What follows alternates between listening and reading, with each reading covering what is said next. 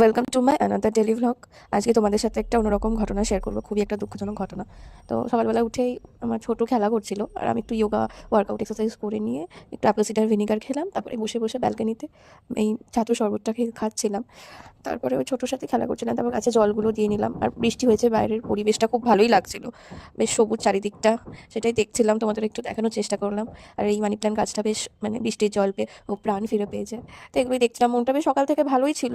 আমি ভাবলাম হয়তো সকাল করে উঠলাম, দিনটা খুব সুন্দরভাবেই কাটবে, কিন্তু আমরা যা ভাবি তা তো হয় না। হঠাৎ করেই একটা খুব বাজে বিপদ হয়ে গেল, সেটা তোমাদের সাথে শেয়ার করবো এই ভিডিওতে। এরপর ঘরটা একটু পরিষ্কার পরিচ্ছন্ন করে নিয়ে জানলাটা খুলে দিয়েছি, ওয়েদারটা বেশ আজকে ঠান্ডা ঠান্ডাই আছে।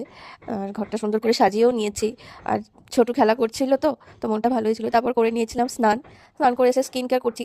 এখন অবধি বেশ মনটা খুশি খুশি ছিল, কে জানে যেরকম একটা ঘটনা ঘটে যাবে। তো একের পর এক স্কিন কেয়ার করেই যাচ্ছিলাম। তাতে একটু হেয়ার কেয়ারও করে নিয়েছিলাম, সিরাম দিয়ে চুলটা ডিট্যাঙ্গেল করে নিয়ে